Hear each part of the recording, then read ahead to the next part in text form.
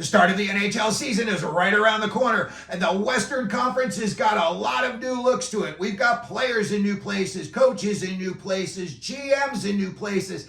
Heck, we've even got a team in a new place. So today we're going to take a look at the Central and the Pacific divisions and try to predict the 2025 Western Conference playoff seedings. Hey everybody, welcome into Clearing the Benches, your one-stop shop for hockey content. If you go ahead and hit your subscribe button right now, you'll be sure to be in on all of our future videos. Well, Western Conference got a lot of new looks to it. Seattle's got a new coach. Calgary's got a new GM. Edmonton, Vancouver, Nashville, Utah got a lot of new players. So I think there's going to be a little bit of change. I don't think there's going to be too much change. I don't really think when it's all said and done, some of the bottom feeders are going to make so much noise that they're going to be, threatening for a playoff spot. So let's start over in the Central Division, and let's start it from the bottom up. And I believe the Chicago Blackhawks are going to be bringing up the rear. And I believe they're going to improve this year. That, Bedard, he knows the process from last season. You've got Lev Shunov coming in. Korchinski's got another year under his belt. I think they're going to win about 3 or 4 more games than they did last season. And I think they're going to finish right around 62 points. Next up might be a shocker for some people, but I did not love what the Minnesota Wild did this offseason. Yes, they drafted very well. They almost hit a jackpot. They may have hit the jackpot on their defensive picks. They made 2 rock-solid picks on defense. But as far as, guys that are going to be able to help them this year, they really need, the Matt Boldies and guys like, Kaprizov. If he can stay healthy, we all know what a dynamic scorer he is. But to me, this team's just kind of gotten a little vanilla lately. I don't know. We know it's Marc-Andre Fleury's last season in the NHL. He already said that. So maybe Billy Guerin's going to make a trade to try to, push and see if we can get some, he can get something going for Fleury. Maybe try to make a playoff push. But as far as the Wild go, I just don't see it. And I've got them coming in 7th with 83 points. Next up, I've got the Utah Hockey Club. I like what they did in the second half of last season. When they brought all those kids up, those kids took right to it. When they put Gunther and Cooley together, it worked. Gunther had 35 points in the last 45 games. And we saw the second half of the season, Logan Cooley come to life. He even had his first hat trick in the NHL.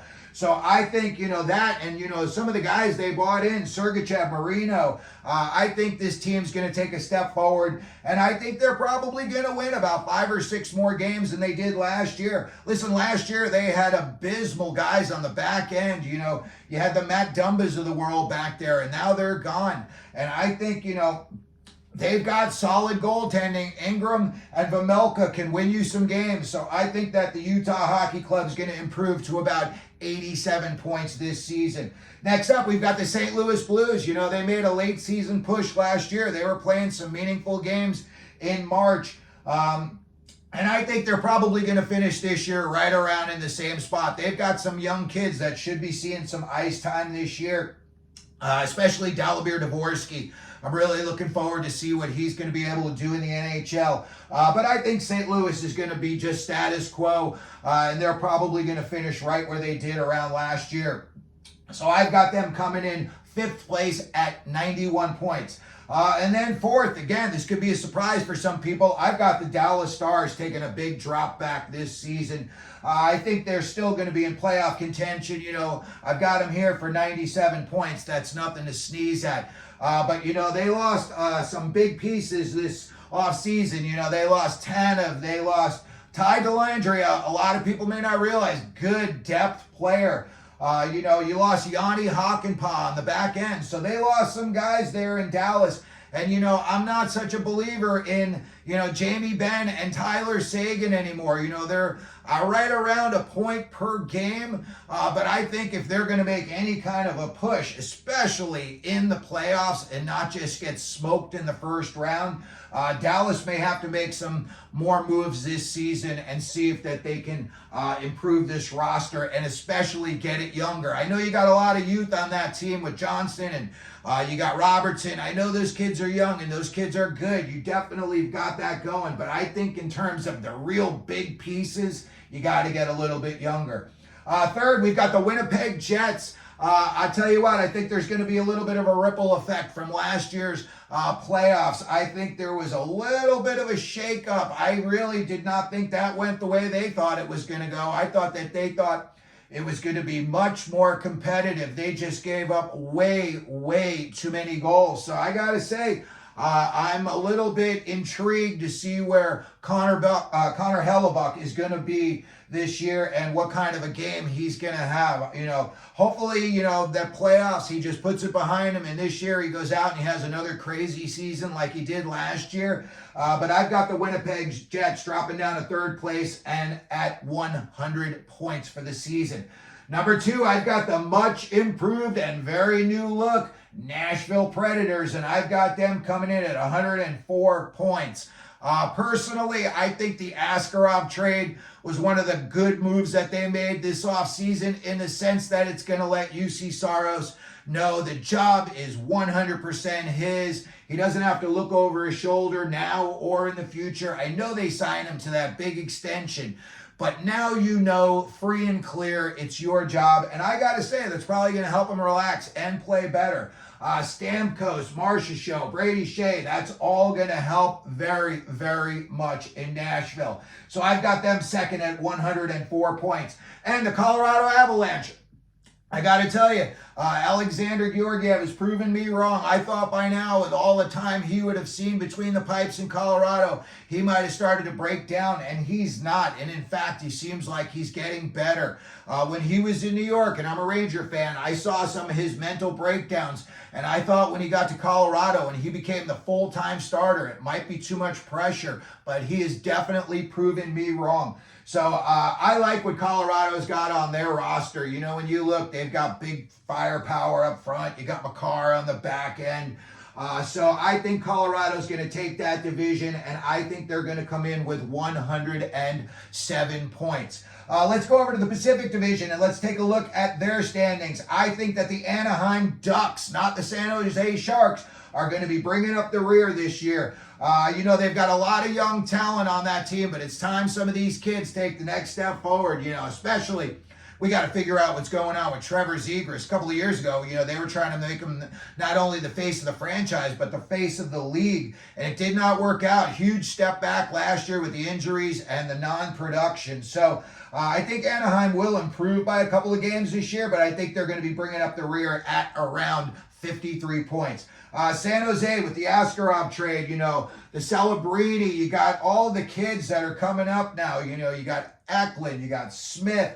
They made some good offseason moves. Let me tell you, Barclay Goodrow and Ty Dellandre are going to be good locker room guys that are going to give those kids a lot of confidence going out onto the ice. So I think San Jose is going to improve a little bit this year, and I think they're going to have about 57 points when the season is over. Calgary, to me, they're kind of in no man's land right now. I don't see them contending for, the first overall pick, and I certainly don't see them contending for the playoffs. I would think by now, I think they're getting a new arena soon. Break it down, tear it down, as they say, tear it down to the studs. Find somebody to take Huberdeau, find somebody to take Kadri. Get these guys off the roster, strip it down, and start anew. That's what I would do, because I'll tell you what, if you don't, you're going to be finishing between 76 and 84 points, from now until the end of time. So if you don't make some big significant moves, you're just, treading water right here. Number 5, I've got the Seattle Kraken, and I think they're going to improve by a few points this year. Them and Calgary both had 81 points last year, and I think Calgary's taking a step back this year by about 5 points, and I think Seattle's going to improve by about 3 points. Look, I think they gave up way too many goals last season, and I think that they're going to try to figure out some kind of a defensive system this year where, they didn't get a whole lot of goal scoring, so they're going to need some of that as well. And I think down the line, Berkeley Catton is going to be a sniper in Seattle. But as far as for this year, I think, they're just going to be middle of the pack. They're going to beat some, teams that everyone's going to say, oh, maybe they're going to have a good season, but then again, they may turn around and lose to the Ducks a few nights later. So we've got the Kraken coming in 5th place at 84 points. Number 4, we've got the Los Angeles Kings. I'll tell you what, I really didn't like their offseason so much.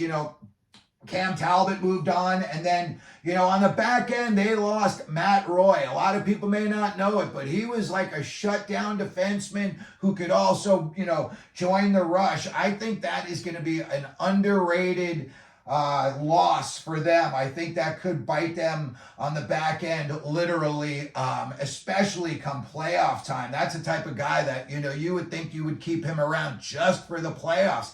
He plays playoff style of hockey all year long. But I think that, still they've got enough juice on this team. You got Kempe, you've got Kopitar, you've got Byfield. They've got enough to get by, but I think they're going to finish 4th in the Pacific this year, and I think the LA Kings are going to come in with 96 points. Next up, we're going to have, the new look Vegas Golden Knights. Look, they went for it at the 11th hour of the trading deadline last year. I'm pretty sure there was like 1 second left when they pulled the trigger on that Tomas Hertl deal, but, look, they made significant changes. You bring in a guy who's like, supposed to be a superstar top line guy, and then you bring in a guy in Hannafin who's supposed to be like, your number 1 D. That takes more than 10 or 15 games to gel. And, that point was proven last year when Vegas just kind of floundered in the playoffs. They got off to a big start, and then after that, it just, went south for them. I think they still have enough, especially against the teams in this division, that they're going to have a successful season. But I think they're going to come in 3rd place, and I think they're going to finish with 100 points. Vancouver, you know what? I think that Lindholm, I don't want to say that last season he was overrated, but, I think Lindholm only finished last season with like 45 points. And bringing in Jake DeBrusk, in my opinion, very, very good move. I think he's a very Rick Tocchet type of a player, and I think a guy like Jake DeBrusk is going to do very, very well in Vancouver. And, I'm not going to say I'm going to keep an eye on how he does versus Lindholm, but it is going to be something, that I keep my eye on. So I think the Vancouver Canucks, also too, last year you got to see, Arthur Shelovs. You got to see that you have a goalie for the future.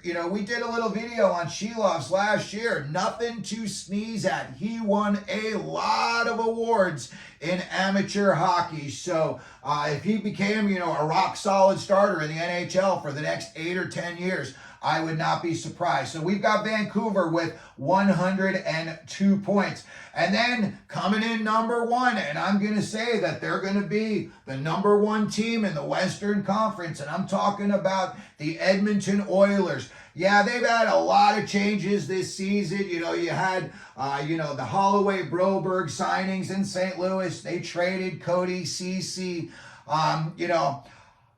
I'm not an Oilers fan first per se, so from an outsider's perspective, when I look at Dylan Holloway and Philip Broberg's body of work, and I think you got a 2nd and a 3rd round, pick for those guys, to me, not a bad deal at all. I don't think either of those 2 guys were going to go on to become needle movers in Edmonton. Yeah, they were going to see maybe 3rd, 4th line stuff, but I really don't think that any of those 2 guys, either of those 2 guys, were going to be, playing so well that they were going to have to move him into the top 2 lines. So yeah, they had a lot of changes in Edmonton, but look, they've still got what they've got, and you look, they still have, Bouchard on the back end, Skinner, when he figures it out, they had that huge winning streak last year. Skinner was just on fire.